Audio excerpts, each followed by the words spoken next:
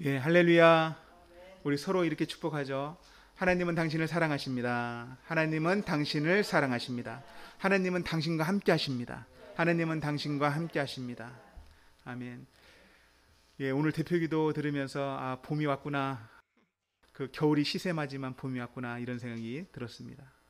기도해 주셔서 너무 감사하고 예, 진짜 싹이 나고 꽃이 피는 계절이 왔습니다. 저는 이 계절을 맞이하면서 아, 복음의 꽃이 피는 그리스도의 계절이 왔으면 좋겠다. 이런 생각이 많이 들었습니다. 어제 설교 준비를 하면서 청년부 때 전도했던 생각이 났어요. 전도했던 기억들이 한순간 한순간에 지나갔습니다. 그 당시에는 말씀을 잘 몰랐어요. 하지만 주님을 위해서 뭔가는 해야 되겠다. 주님을 위해서 뭔가는 해야 되겠다. 이런 생각에 캠퍼스로 대학교 캠퍼스로 가서 전도도 하고 노방 전도도 하고 부활절에는 계란도 막 짊어지고 역전도 가기도 하고 역전에서 막 나눠주기도 하고 또 그 당시에는 용감했던 것 같아요. 가가호 방문을 해서 초인종을 누르고 문을 열면 복음을 제시하고 이렇게 했던 기억이 납니다. 말씀은 그렇게 많이 몰랐지만 하나님이 주신 은혜에 감사해서 복음을 전해야 되겠다 이런 마음이 충만했던 것 같아요. 그게 성령 충만이었던 것 같습니다. 하나님의 은혜였던 것 같습니다. 여러분 그런 과정을 통해서 복음에 대해서 조금씩 더 알아갔던 것 같아요. 여러분 복음을 지식으로 알고 있는 것과 복음을 알고 전하면서 다시 복음을 깨닫는 것과는 좀 차이가 납니다. 이런 것이죠. 우리가 밥을 지을 수 있는 밥을 짓는 이론을 다 알고 있어요. 하지만 실제로 밥을 짓는 것은 다르죠. 좀 차이가 있죠. 비슷하지만 차이가 있습니다. 이것처럼 복음을 알고 있지만 그 복음을 제시하고 복음으로 양육하고 이렇게 실천하는 것은 약간의 차이가 있다는 것입니다. 그런 과정을 통해서 복음을 제시했는데 우리가 알고 있는 복음 제시의 내용들이 많이 있죠. 사형리를 들어보셨습니까? 사형리에 대한 복음 제시법이 있고 또 브릿지라고 하는 전도법이 있습니다. 그림을 그리면서 전도하는 방법이 있고 또 전도 폭발이라고 하는 복음 제시의 모든 내용을 다 암기해서 전도 폭발로 또 하는 그런 내용들이 있죠. 근데 그런 복음 제시 여러 복음 제시가 있는데 그 복음 제시의 중심 내용은 같아요. 첫 번째는 뭐예요? 첫 번째는 모든 인간이 죄인이라는 거예요. 모든 인간이 사형리도 말하고 전도 폭발도 말하고 브릿지도 말합니다. 모든 인간이 죄인이기 때문에 죄를 짓는다. 뿐만 아니라 모든 사람이 죄인이기 때문에 하나님을 알지 못한다. 하나님을 알지 못해요. 하나님이라는 글씨를 알지 못한다는 게 아니라 하나님을 실제로 알지 못한다는 거예요. 하나님을 외면하고 하나님을 무시한다는 겁니다. 그것이 죄인이라는 증거예요. 두 번째는 뭐죠?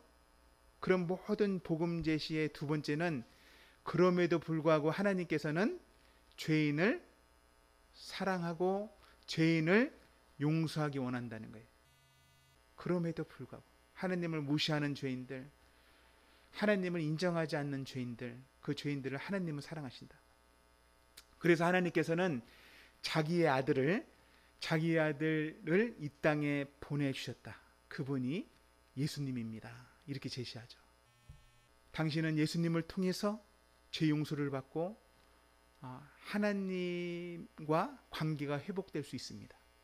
이것이 모든 복음 제시의 기본적인 내용입니다. 다 일치해요. 여러분 하나님과의 관계가 회복되는 것 이것이 복음 제시의 핵심이에요. 한마디로 딱 말하면 당신은 하나님과의 관계가 깨졌는데 하나님과의 관계가 회복될 수 있습니다. 예수님을 믿으십시오. 이것이 복음 제시의 핵심입니다. 여러분 이 핵심 메시지는 지금도 우리에게 중요합니다. 지금도 처음에 복음 제시를 들을 때만 중요한 게 아니라 지금 나는 하나님과 관계가 어떤가 이 질문을 해봐야 되는 것이죠. 여러분 레위기에서도 이런 하나님과의 관계의 회복 이거에 대해서 잘 알려주는데 레위기 전체 말씀이 그거예요. 성막이라고 하는 것은 하나님을 만나는 장막입니다. 하나님을 만나는 텐트, 하나님을 만나는 집이라는 것이고 그러면 하나님을 만나는 집에 어떻게 들어갈 거냐? 이것을 레위기 전체가 말하고 있죠. 그리고 오늘 본문 말씀에서는 특별히 어떻게 하면 관계를 유지할 수 있고 회복할 수 있는가? 이것을 말씀해 줍니다. 우리 29절 말씀 한번 읽어보죠. 29절 말씀 같이 한번 읽습니다. 너희는 영원히 이 규례를 지킬지니라. 일곱째 달 곧 그 달 10일에 너희는 스스로 괴롭게 하고 아무 일도 하지 말되 본토인이든지 너희 중에 거류하는 거류민이든지 그렇게 하라. 오늘 말씀 본문 우리가 읽었던 내용을 보면 너희가 하나님의 백성이라면 영원히 지켜야 될 규례가 있다. 영원히 행해야 할 규례가 있다. 이렇게 말씀을 하고 있죠. 이것은 얼마나 중요한지 우리에게 알게 하죠. 이 규례는 영원히 행해야 될 거예요. 한 번 하고 끝나는 게 아니라 영원히 해야 된다는 것입니다. 그러면서 언제 해야 되는지 날짜를 알려주고 그 다음에 누가 해야 되는지 대상을 알려주고 그 다음에 방법을 알려주죠. 먼저는 매년 7월 10일 날 해라. 7월 10일 날. 그리고 그 대상은 누굽니까? 이스라엘 백성들 뿐만 아니라 그 땅에 거류하는 이방인들도 해라. 외국인들도 해라. 이렇게 알려줍니다. 방법은 뭐예요? 어떻게 하라는 거예요? 자기를 스스로 괴롭게 하면서 또 아무 일도 하지 말면서 해라. 이렇게 알려줍니다. 여러분 7월 10일 이 날은 우리가 알고 있죠. 이 날은 무슨 날로 불립니까? 속죄일이라고 합니다. 다른 말로 하면 대속죄일. 7월 10일. 구약에서 말하는 7월 10일은 속죄일이고 대속죄일이라고 하는데 이 날은 1년에 한 번 하나님 앞에 대제사장이 나가는 날이에요. 하나님 앞에 대제사장이 하나님 앞에 나가면서 지성소와 성소와 제사장들과 백성들을 다 깨끗하게 하는 날입니다. 굉장히 특별한 날입니다. 33절, 34절에 다시 한번 그것을 강조하는데 33절, 34절 같이 한번 읽어봅니다. 지성소를 속죄하며 회막과 제단을 속죄하고 또 제사장들과 백성의 회중을 위하여 속죄할지니 이는 너희가 영원히 지킬 규례라. 이스라엘 자손의 모든 죄를 위하여 1년에 한 번 속죄할 것이니라. 아론이 여호와께서 모세에게 명령하신 대로 행하니라. 네, 이 말씀대로 뭐를 속죄한다? 회막과 지성소와 회막과 제단, 그 다음에 제사장들과 이스라엘 백성 모든 백성들, 이것을 이 사람들이 있는 부정과 죄들을 속죄한다, 없앤다, 사한다, 이렇게 말하는 것입니다. 성경을 읽다 보면 이 내용들이 아주 자세하게 나와 있어요. 레위기 16장이 이 내용들을 자세하게 언급하는데 제가 간단히 알려드리면 이 속죄의 날은 두 가지 제사를 행해요. 하나는 속죄제예요. 그리고 또 하나는 번제입니다. 근데 이 날에 드리는 속죄제가 특별해요. 먼저 제사장은요, 이 속죄제를 먼저 드리는데 속죄제를 드릴 때는 제사장이 옷을 갈아입습니다. 옷을 세마포 옷을 입어요. 거친 베옷입니다. 거친 베옷. 우리나라에서 베옷을 언제 입습니까? 요즘에는 입지 않는데 예전에는 언제 입었죠? 장례식 날 거친 베옷을 입어요. 껄끄러운 슬픔을 표현하는 것이고 또 슬픔을 느끼는 거고 동참하는 것입니다. 이 속죄일날 대제사장의 옷을 벗고 이 거친 베옷을 입고 속죄 제사를 드려요. 자기 자신과 제사장들을 위해서, 자기 가문의 사람들을 위해서 수송아지를 잡아서 그 피를 지성소 안으로 가지고 들어갑니다. 이것은 제사장과 그 가문을 위해서 드리는 속죄제예요. 지성소로 들어가는 거예요.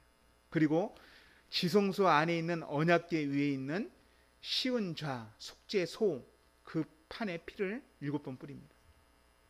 그 방법이 자세하게 나와요.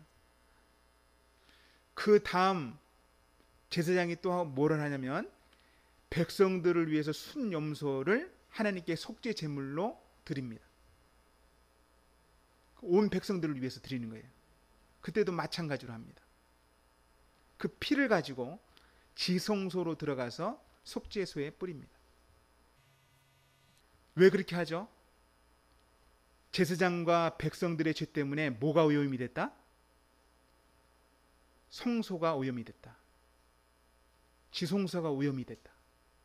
백성들 때문에, 제사장들 때문에, 그들의 부정과 허물과 죄 때문에 오염됐기 때문에 1년에 한 번 그렇게 속죄제를 드림으로 깨끗하게 만든다. 지성소도 또 회막도 백성들도 제사장들도 그렇게 하는 거예요. 그리고 제사장은 그렇게 하고 나와서 번제단 앞에 서요. 그리고 번제단에 내 귀퉁이 뿔에도 피를 바르고 번제단 자체도 깨끗하게 만드는 거예요. 마찬가지입니다. 번제단도 부정해졌다. 누구 때문에? 죄를 지은 너희들 때문에. 오늘날로 적용하기가 좀 그렇지만 굳이 적용하자면 예배당도 깨끗하게 해야 된다는 거예요. 그냥 청결하자는 게 아니에요. 하나님께 온전히 드릴 수 있도록 관찰을 하고 하나님께 온전히 드릴 수 있도록 그렇게 하라는 거예요. 하나님은 언제든지 어디서든지 계시니까 좋은 의미로 받아들이며 종교적인 거 아니야, 미신적인 거 아니야, 그게 아니라 하나님께 제사를 온전히 드려라, 이런 관점으로 보면 옳게 해석할 줄로 믿습니다. 그리고 나서 정결을 이렇게 한 다음에 번제단까지도 깨끗하게 한 다음에 그 다음에 제사장은 온 백성과 자기 자신을 위해서 한 의례 행사를 하는데 아사셀 염소를 광야로 보내는 작업을 합니다. 특별한 의식이죠. 이미 속죄제를 드렸어요. 근데 그 속죄제 안에 한 마리 염소가 또 있는데 그 염소가 아사셀 염소다. 이 아사셀 염소는 죽이지 않고 광야로 보내는 거예요. 광야로 보내기 전에 어떻게 합니까? 대제사장이 그의 머리에 양손을 안수합니다. 양손을 안수해요. 두 손으로 머리에 안수하고 백성들의 모든 죄, 백성들의 모든 부정함, 이것들을 다 고백하는 거예요. 다 말하는 거예요. 다 말하고 그것을 전가시킵니다. 진실로 하는 거예요. 진실로. 그냥 형식으로 하는 게 아니라 진실로. 레위기 16장을 자세히 읽어보면 다 나와요. 모든 죄를 고백하고 미리 정해둔 한 사람이 그 염소를, 아사셀 염소를 데리고 광야로 멀리 나가서 그것이 돌아오지 못하는 땅에 갔을 때 그것을 떠나보내고 오는 것입니다. 그래서 아사셀이라는 뜻은 세 가지 의미가 있다고 말해요. 학자들이 원어로 해석하면 그 언어의 유래가 뭐냐? 아사셀은 먼저 떠나보내는 양이다. 양이라는 뜻과 떠나다라는 단어가 합성해서 아사셀이라는 언어가 쓰인다. 여기 성경에 보면 세례 요한이 예수님한테 뭐라고 그랬어요? 예수님을 딱 보자마자 뭐라고 말합니까? 죄를 짊어지고 가는 어린 양이다, 이렇게 말하죠. 아사셀 염소다. 세례 요한이 예수님 보자마자 그 얘기를 해요. 하나님의 어린 양이로다. 히브리 사람들은 염소와 양이 비슷해요. 쫀이라고 하는 단어가 쓰이는데 비슷합니다. 또 한 가지 아사셀의 의미는 아람어로 보면 절벽이라는 의미가 있어요. 절벽, 제거하다, 낭떠러지, 뭐 이런 의미가 있습니다. 그 아사셀 염소가 광야에 가서 돌아오지 못하는 땅이라는 것은 절벽이라는 게 절벽. 완전히 죄를 짊어지고 죽는다는 의미, 그런 의미가 있습니다. 그래서 이 속죄제를 드릴 때 이 아사셀 염소를 데리고 순염소를 가지고 가는 사람은 돌아오지 못하는 땅에 보내는데 낭떠러지에 밀어넣었다, 이렇게 말하기도 합니다. 돌아오면 안 되는 거예요. 왜요? 이 염소는 뭐를 짊어졌어요? 백성들의 허물과 백성들의 모든 죄를 다 짊어졌어요. 그러니까 돌아오면 안 돼. 우리의 모든 죄를 짊어졌어. 그러니까 죽어야 되는 거예요. 대신 죽는 것이죠. 이 두 번째 뜻이에요. 세 번째 아사셀이라는 뜻은 귀신의 이름이다, 이런 의미가 있어요. 귀신의 이름이다. 제일 많이 알고 있죠. 여러분들도 알고 있습니까? 문맥으로 보면 아사셀을 위하여, 이런 단어가 쓰입니다. 하나님을 위하여 속죄 제사를 드리고 염소 한 마리로 아사셀을 위하여 또 광야로 보낼지라, 이렇게 말해요. 그런 문맥을 통해서 알 수 있는 건 뭐냐면 아사셀은 귀신의 이름이다, 이렇게 말합니다. 이 아사셀 염소를 그럼 광야에 보내는 이유가 뭐예요? 이스라엘 백성들, 제사장, 모든 사람들이 죄를 지은 이유가 뭡니까? 그의 원인 제공을 한 존재가 뭐예요? 귀신, 사탄이에요. 사탄. 창세기에 나오는 그 옛뱀이요, 그리고 사탄, 악마란 말입니다. 그러니 이 모든 죄를 짊어지고 아사셀이 아사셀로 보내는 거예요. 원인 제공자한테 돌려보내는 겁니다. 사단에게 돌려보내는 거예요. 백성들의 지은 죄를. 요한계시록에 보면 악마를 따라가는 자들이 악마와 함께 무적행으로 빠져들어가죠. 마찬가지로 그런 의미가 있어요. 그래서 성경을 보면 이 아사셀은 백성들의 모든 죄를 양이, 염소가 짊어지고 그 모든 죄를 해결하는, 멀리 떠나보내는 그런 의미가 있는 것입니다. 이렇게 의식을 하는 거예요. 여러분, 이렇게 속죄일날 속죄제사를 드리면 그 효력이 어떨까요?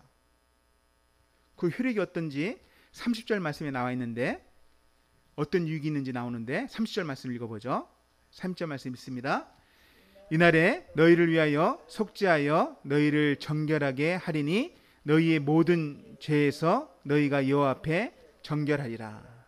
하나님께서 이날 모든 죄를, 너희들의 모든 허물, 모든 죄를 용서해 주겠다라고 말씀합니다. 그게 아까 말한 대로 제단도 포함됩니다. 모든 것도 다 포함돼요. 깨끗하고 정결하게 된다는 의미가 뭡니까? 하나님과의 관계가 회복이 된다. 하나님을 만날 수 있는 관계로 돌아왔다. 이런 의미입니다. 하나님 백성다운 모습이죠. 깨끗하고 정결한 신부의 모습입니다. 여러분, 모든 부정과 모든 죄는 우리와 하나님 사이를 갈라놔요. 이사야 59장 2절에 말씀합니다. 너희와 하나님 사이를 죄가 갈라놓았다. 너희의 정의 없음, 너희들의 부정함, 그런 것들이 하나님을 만나지 못하게 만든다. 이렇게 말합니다.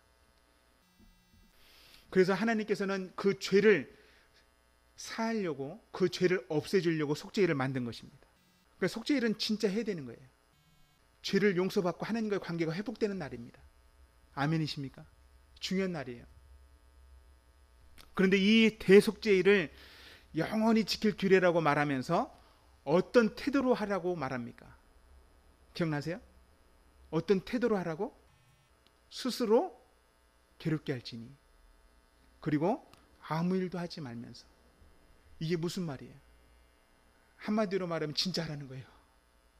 스스로 괴롭다는 것은 밥을 먹지 말라. 여러분, 밥을 안 먹으면 어떻게 돼요? 괴롭죠. 그 의미예요. 쉬운 성경으로 보면 밥을 먹지 마라, 금식하라 써 있습니다. 쉬운 성경으로 보면. 영어 성경도 마찬가지예요. 밥을 먹지, 금식하라. 하나님의 은혜에 너무 감사하고, 또 하나님의 은혜에 감사한데 내가 죄를 지어서 너무 슬프고 그래서 금식하는 거예요. 금식하는 이유는 나를 성찰하고 나를 다시 보면서 나의 허물이 무엇인지, 내가 가지고 있는 죄가 무엇인지 집중해서 살펴보는 거예요. 그래서 아무 일도 하지 말라는 의미는 아무 일도 하지 말고 그 죄에 집중하라는 거예요. 하나님께 고백할 죄가 뭔가, 나의 허물이 뭔가, 나의 부정한 것이 뭔가, 1년에 한 번쯤은 진짜 고민해서 그것을 하나님 앞에 아뢰라는 것입니다. 이 말은 단순히 육체적인 금식을 또 고행을 하라는 의미가 아니에요. 죄에 대해 각성하라는 것입니다. 하나님의 백성이 죄에 대해 각성하라. 죄를 지었음을 알아라. 진심으로 알아라. 회개하는 일에 온 마음을, 온 힘을 쏟아라. 하루만이라도 그렇게 하라. 이런 의미입니다.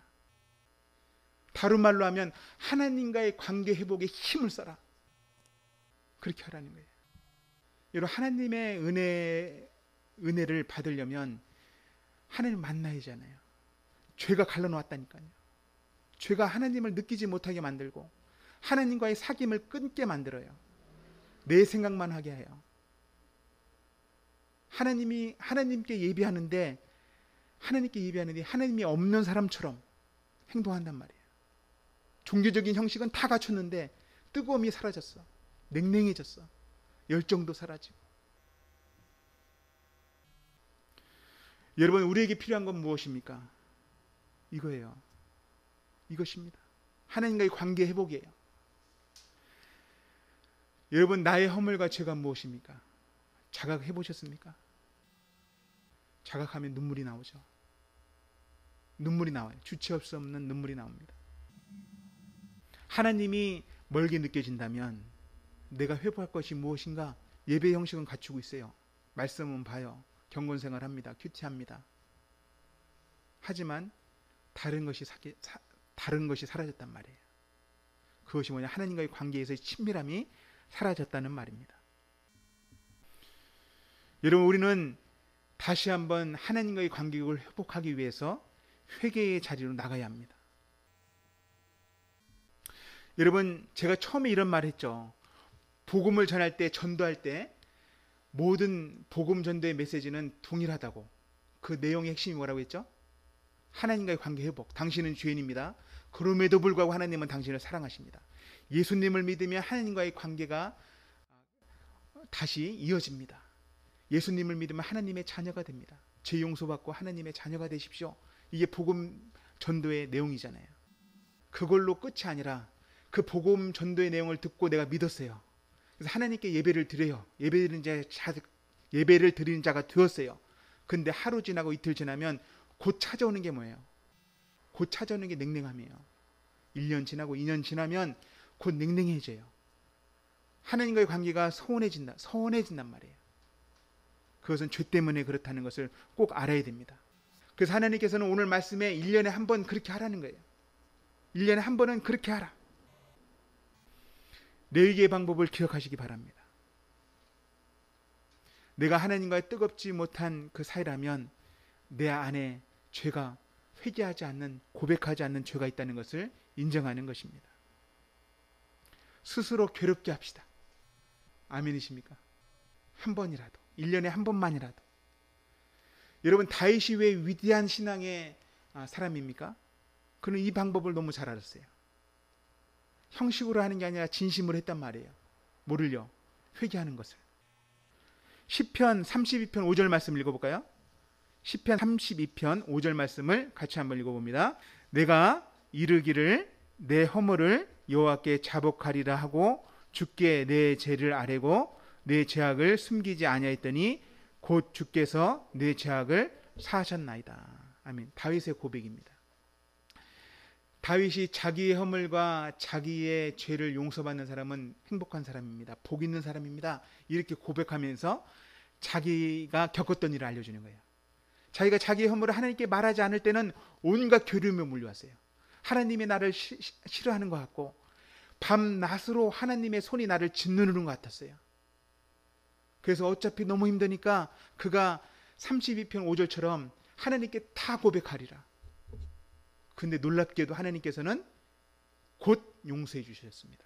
혼내는 게 아니라, 야, 뭐 너 그런 애가 다 있어, 이런 죄를 지었네, 이렇게 하고 혼내는 게 아니라 즉시 용서해 주셨다. 관계가 회복됩니다. 그리고 나서 시편 32편을 읽어보면 다윗이 어떤 사람이 됩니까? 하나님을 자랑합니다. 하나님을 자랑해요. 하나님을 전파합니다. 환난 중에 만날, 한난 중에서 피난처가 되신 하나님을 믿어라, 이렇게 말하면서 하나님을 자랑하고 전도하는 사람이 됩니다. 시편 51편도 마찬가지예요. 시편 51편 1절에서 3절 말씀도 같이 한번 읽어봅니다. 같이 읽겠습니다. 하나님이여 주의 인자를 따라 내게 은혜를 베푸시며 주의 많은 긍휼을 따라 내 죄악을 지워주소서. 나의 죄악을 맑게 씻으시며 나의 죄를 깨끗이 제하소서. 물은 나는 내 죄가를 아오니 내 죄가 항상 내 앞에 있나이다. 아멘. 죄를 인정하죠. 다윗이라는 왕도 자기의 죄를 인정해요. 우리는 신앙생활하면서 자기 죄에 대한 무감각함에 사로잡혀 있습니다. 죄가 없다고 생각해요. 죄에 대해서 자각할 때 하나님 앞에 눈물을 흘리게 되고 하나님을 만나게 될 줄로 믿습니다. 사유함의 은총이 무엇인지 경험하게 될 줄로 믿습니다.